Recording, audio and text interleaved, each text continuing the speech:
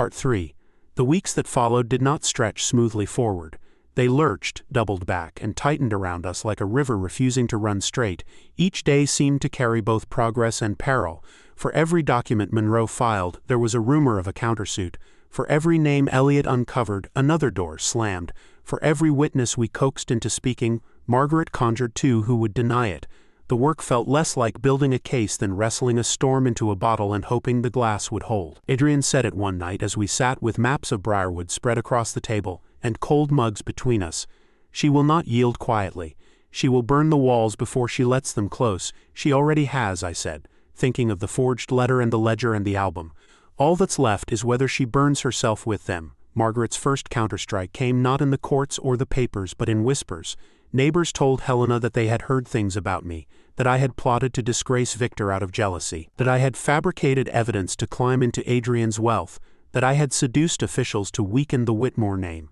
It was laughable in its cruelty, but cruelty always finds someone willing to believe it. Helena kept her chin high, yet when I visited, I saw the way her hands twisted the dishcloth to a rope. I wanted to march to Margaret's door and shout my mother's name until glass broke. Adrian responded not with anger but with precision. He instructed Ellis to prepare a statement that recited, like a litany, the dates and signatures we possessed. He arranged for Samuel's testimony to be sealed in duplicate, lodged with 2 separate courts. He even had Elliot schedule a routine audit of one of his own companies, simply so that when Margaret claimed we were criminals ourselves, he could point to the spotless report. Watching him move was like watching a man weave armor from paper and stubbornness, and make it strong enough to stop a spear. Meanwhile, I played the role that had been assigned to me by chance and by choice, the woman who walked into Aurora every other day and sat with her calm face on. I read in the lobby, sometimes novels, sometimes newspapers, sometimes the thin brochures Aurora offered. Margaret passed me more than once, each time her expression cracked by a hair's breadth more. She could not understand why I remained visible, why I did not slink into shadows as so many before me had done. She thrived on silence, and I refused her that light. One afternoon, as rain lashed Briarwood and thunder crawled along the sky, Margaret finally spoke to me. She lowered herself into the chair across from mine, her perfume sharp, her posture sharper. "Do you imagine you're safe here?" she asked. I closed the novel in my lap. "Safe isn't a place," I said. "It's a choice, and I've made mine." Her smile was a cut. "You think your brother's money can keep you. Money burns faster than paper." "It does," I admitted. "But truth doesn't. And I have more of it every day." She leaned closer, her pearls cold as hail against the air. "Then you had better hope the truth loves you back." She rose and glided away, leaving the space around me colder than the rain outside. That evening, Elliot appeared with photographs taken near Margaret's country house. Bonfires in the yard, black smoke twisting up into the pale sky. "She's burning," he said simply. "But she never burns at all. Look." He slid a photograph across the table. Margaret stood by the fire, a folder in her hand, a page lifted toward the flames, then paused, distracted by someone calling her name. She tucked the folder back into a box and set it aside. Vanity again. She could not let go completely. She needed relics. She needed to savor them. We planned another retrieval. Not a burglary this time, not exactly. The storage unit had given us a taste of her backups. The bonfire told us she had more. Elliot favored a bank where she had a safe deposit box under an alias. Adrian suspected the private reading room she'd paid the museum to name after her mother, a room that almost no one used. In the end, it was Marjorie who settled the matter. She came to me with a look of someone who had decided fear was boring. "She has a second room at Aurora," she whispered as we stood by the vending machines. "Not the storage one. Another. She calls it her office. The director doesn't know. She bribed a night guard to look the other way. I've cleaned it twice. There's a locked cabinet. If you want what she hasn't burned, it'll be there." So it was that I found myself again creeping through Aurora's antiseptic corridors at an hour when the only sounds were the drip of a faucet and the groan of the building's lungs. Marjorie's key fit the cabinet, though the lock squealed its protest. Inside lay boxes of correspondence, each labeled with initials and dates. I rifled quickly but carefully. DM, permits, JG, contracts, VP, inspections. Each letterhead was a small betrayal pressed onto fine paper. I photographed them all, heart pounding in my throat. In the bottom of the cabinet, a narrow metal tray held a set of keys tagged with tape. 3 were blank save for a single dot of red polish. 1 bore the word rook. "Rook," I whispered to the empty room. "Chess. The piece that moves straight until it doesn't." I pocketed only the photographs, left the keys where they were, and closed the cabinet with a gentleness it had not earned. At one point I froze. Footsteps approached the corridor. I pressed myself flat behind the cabinet door, pulse hammering. A guard passed, a different one this time, his flashlight beam skating across the wall. It lingered a heartbeat on the door, then moved on. I waited until silence returned, then resumed. By the time I left, my camera roll was heavy with evidence and my shoulders with dread. Yet beneath the dread lived exhilaration. Each photograph was a brick.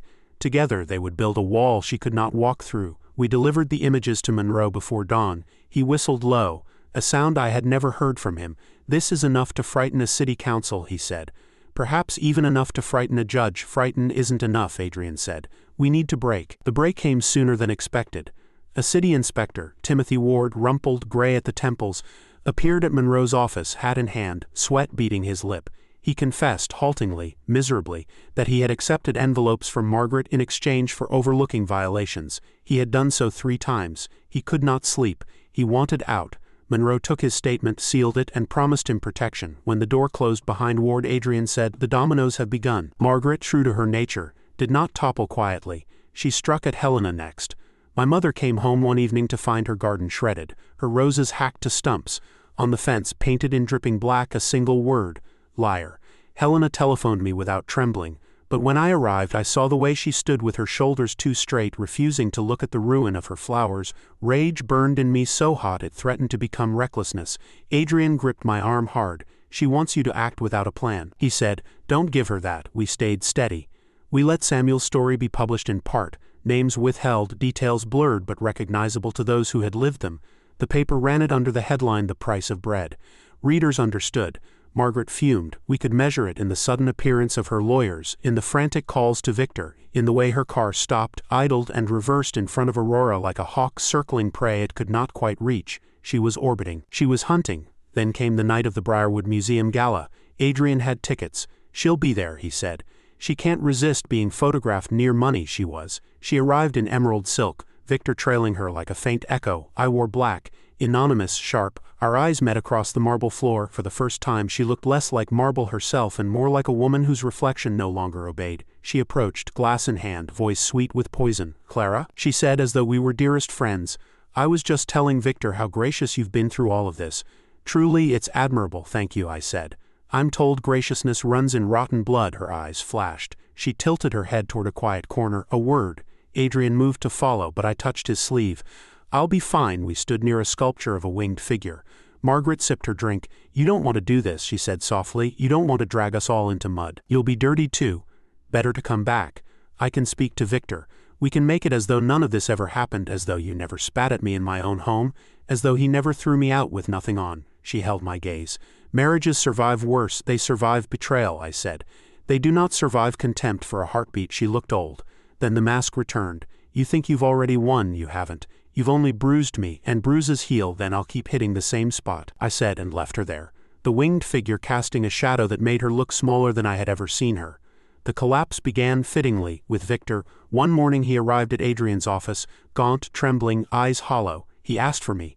Adrian refused at first, then relented when he saw how broken Victor was. "Clara," Victor said when I entered the conference room, "I was wrong." His voice cracked. "I believed her because she's my mother, because she's always been everything. But I know now. I know what she's done. I know what I let her make of me." I stared at him, at the man who had torn our wedding photographs, who had dragged me half naked into the street.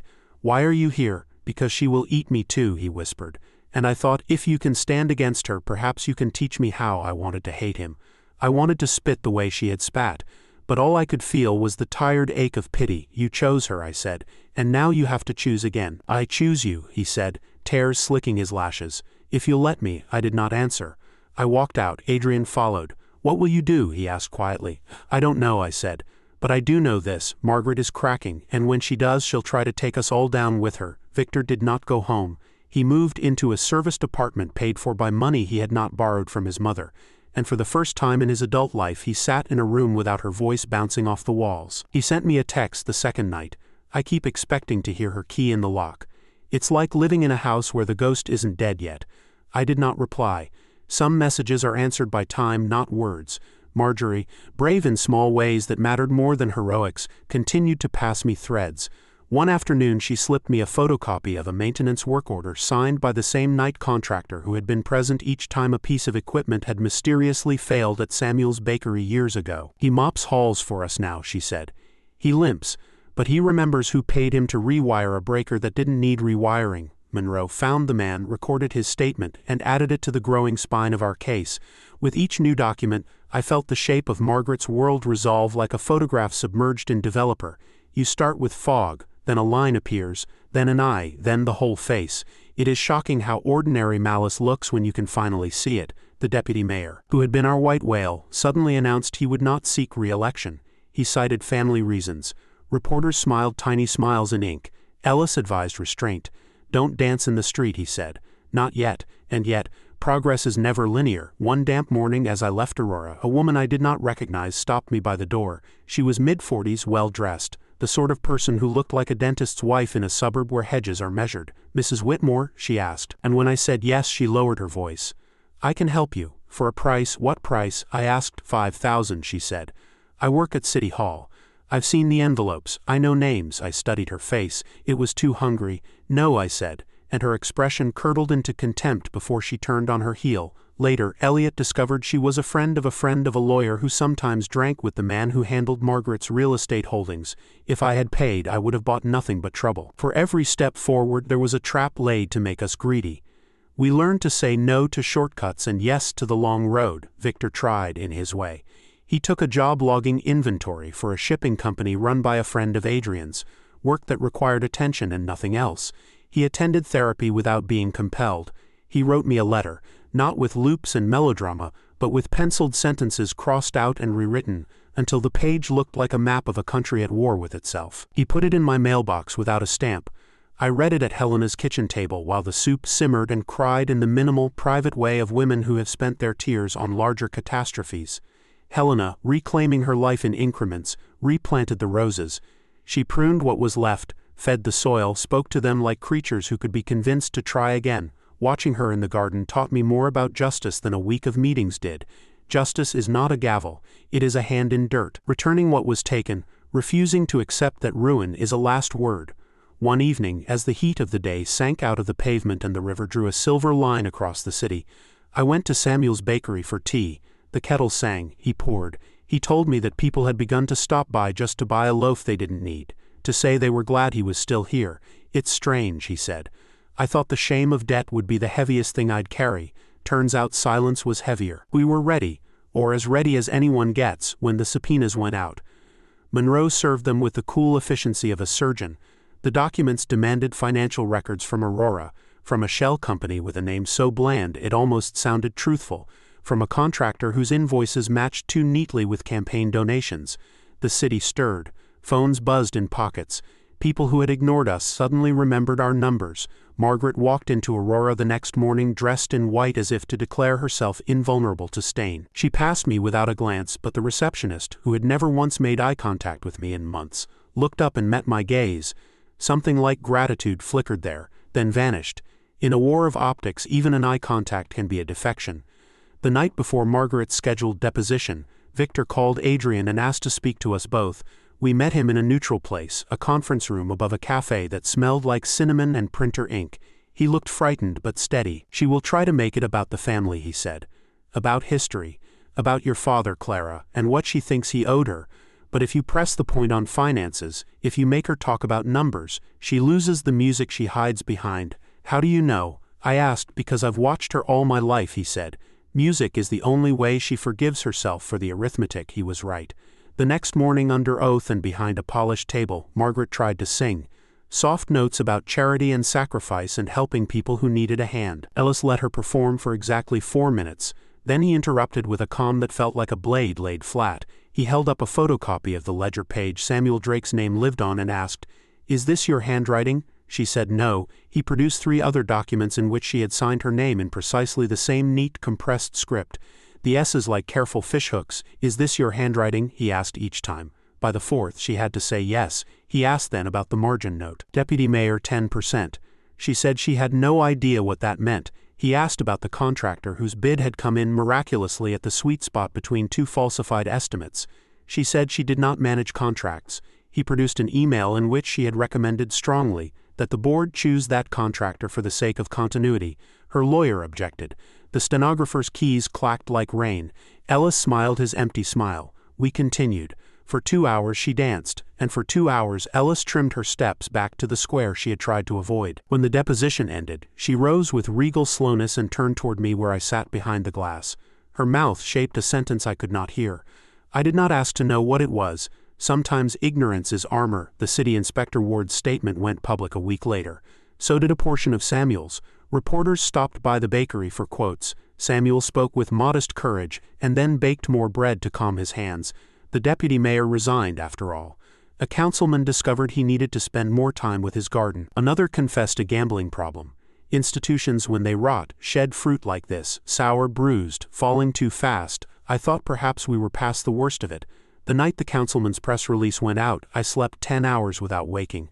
I dreamed I was in Helena's garden, watering roses that refused to drown. In the morning I made coffee in a kitchen that felt almost like mine again. Then Marjorie called. They know, she said. The director knows about the second room. He's furious about being made a fool of. He's calling an emergency meeting. Will he fire her? I asked. Marjorie made a sound that was not quite a laugh. He will shake her hand and ask for a donation. She paused. But he will also look the other way if the police arrive with a warrant. We sped up what could be sped. Ellis filed an addendum. Monroe spoke to a judge. Elliot stood under a pine in the Aurora parking lot and watched day bleed into evening. I went home, showered, braided my hair, and tried not to think about how the last time I had stepped out of a shower the world had split in two. The warrant arrived at dusk. It did not mention Margaret by name, only the facility and the room number that someone had finally dared to write on an official form. 2 officers walked past the reception desk like men delivering packages. The director emerged, square-shouldered, smiled tight, and showed them down the corridor. I sat in the lobby pretending to read, my calm face fitted on with pins. Margaret appeared from the opposite hall like a hawk startled into daylight. She saw the uniforms. She assessed the director's posture. She saw me too, and in that moment our eyes locked across the polished floor. I don't know what she saw in mine. Pity, perhaps, where she expected triumph, but something made her falter. She did not run. She never runs. She simply moved with unhurried poise toward the vending machines, as if thirst had overcome her and she would return in a moment to preside over the inevitable. The officers disappeared into the second room. The door clicked. Another door opened, a back entrance I had never noticed, and a man with a clipboard slipped out to make a call. Everything slowed. My breath, the clock, even the rain that had begun again outside. I watched the corridor to the vending machines because I knew somehow, without logic, that the next move would come from that direction. It did. Margaret returned, not with a bottle of water but with Marjorie beside her, one hand clamped like a bracelet around the cleaner's wrist. Tell them, Margaret hissed, voice coiled. Tell them you planted those papers because she jerked her head toward me, paid you. Tell them you've been jealous for years. Marjorie's face went white, then red. No, she said, a small word that sounded like a bell rung in an empty church. No, I will not. Margaret's grip tightened. You owe me your job. I owe you nothing, Marjorie said, louder now. I owe the truth my mouth. She pulled her wrist free with a snap. The officers emerged then. The black ledger photographs in a neat stack, the boxes of correspondence on a cart. The director signed a form with a pen that shook. Margaret turned to me. All the masks gone, and for the first time I saw her, really saw her, not as a villain or a story or a force of nature, but as a woman who had built her identity like a cathedral around a single grievance, and now watched the stones loosen one by one. Her eyes were not hateful in that second. They were terrified. Clara, she said. Not the title but my name. You can stop this. I stood. My hands were steady. You could have stopped long ago. She opened her mouth, closed it, opened it again. He loved me, she said, a child's stubbornness in the shape of a woman's voice. Your father loved me first, and I am not a time machine, I said. I cannot take you back and make him choose you. None of this makes him yours. The officers approached. Her lawyer, who had arrived from nowhere like a conjurer's dove, began to speak in smooth clauses about rights and overreach. The officers nodded politely and kept moving. Margaret did not struggle. She did something worse. She smiled at me with a softness that belonged to the girl in the black and white photographs. You have his eyes, she said. That is the worst of it. Then she walked away with the officers as if leaving for a luncheon, her spine unbroken, her shoes quiet on the marble. The lobby exhaled. The receptionist finally allowed herself to put a hand to her mouth. The director stared at the cart as if it were a bomb. Marjorie leaned against the vending machine and cried soundlessly, not out of fear but relief. I put my arm around her and found that the trembling in her shoulders matched the trembling in mine. An aftershock of weeks. That night Briarwood hummed. Phones sang. Radios repeated the same 3 sentences in different voices. Elliot came by with a bottle of something celebratory and set it on the counter unopened because celebration felt premature. Adrian stood at the window and watched the lights of the city moving like patient fireflies. Helena called and said only, "I saw." I told her to sleep. She laughed and said, "Now I can." Victor texted me, "Thank you for not humiliating her when you could have." I did not answer. Mercy is not a performance, and neither is silence. The morning paper did not say her name, but the photograph on the front page showed the facade of Aurora with its rising sun crest and the caption, "Warrant executed in financial probe." The second page quoted a source familiar with the investigation saying that records consistent with off-books loans had been seized. The editorial asked, in the polite violence of editorials, whether Briarwood had become too comfortable with certain families taking liberties, as if they were spoons at a dinner table. We were not finished. Evidence is not justice. It is a map to the place where justice might be found. Monroe prepared the next filings. Ellis organized the witness list. Samuel baked rolls and took them to the precinct, because feeding the people who would someday be in the jury box felt to him like a way of participating. Marjorie's daughter sent flowers to Helena without a card. Elliot slept for 12 hours straight and then returned to pacing the city like a watchman whose shift never ends. 2 days later, Margaret requested a meeting with Ellis to discuss terms. Ellis accepted in a conference room with glass walls. She arrived with a different lawyer. She did not apologize. She did not admit. She proposed donations, restitution without prejudice. A pause in the proceedings convenient to all. Ellis listened with the courtesy he saves for men who will one day need a favor they cannot pay for. When she finished, he asked one question, "Who told you about room E21? She blinked once, slowly. "No one," she said. "Then we're done," he said, and stood.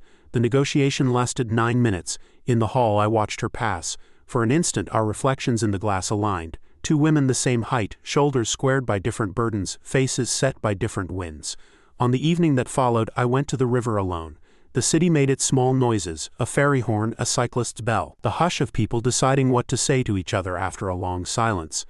I thought of the first hours after Victor had thrown me into the yard, and of the woman I had been then, barefoot, wet, reduced to a towel and a heartbeat. I thought of the woman I was now, carrying keys that opened doors in institutions, wearing a jacket with a hidden pocket sewn for a photograph album, holding names like tools and using them without flinching. The distance between those women was a road I had walked in weeks and in years both. When I returned to the loft, Adrian was at the table with cups and a plate of butter cookies from Samuel. "Almost there," he said, not triumphantly, but like a man reporting that the scaffold had reached the roof. "One more beam." "What beam?" I asked. "The one that makes the roof bear weight," he said. "A confession or a collapse. We got the collapse first." The deputy mayor's replacement promised transparency and gave the press 3 names of staffers who had resigned to pursue opportunities. One of those names matched initials on a box in Margaret's secret cabinet. Another belonged to a man Elliot had once seen carry a briefcase into a back elevator at City Hall. The third was a surprise, a woman who had attended Helena's church twice last year and shaken my hand with a grip that said she wanted to be thought strong. "People reinvent themselves when a wind changes," Helena said when I told her. "Sometimes they become better versions. Sometimes they just change hats." The confession, when it arrived, came from a direction I had not predicted. Victor, after weeks of silence, asked Ellis if he could submit a sworn statement. He did not absolve himself. He did not accuse his mother of crimes he had not seen. He told the truth he had, that he had watched her bring home envelopes, watched her direct staff, watched her speak with the smooth authority of someone used to having doors opened. He admitted tearing our photographs. He admitted the towel. He called it what it was. Abuse. He said he was sorry. I read the statement with hands that did not shake and felt nothing I could name. Not vindication, not pleasure, not even grief, only space. A room cleared of furniture, sunlight reclaiming a floor. Mercy had somewhere to sit again if it ever wanted to visit. Part 3 closes not with a verdict but with a door, and with hands on the knob, ours and hers and the city's. The latch is turning. The hinges are old. What comes next will not be subtle. But I have learned that there is dignity in patience, and strength in a woman who no longer believes that survival must look like silence.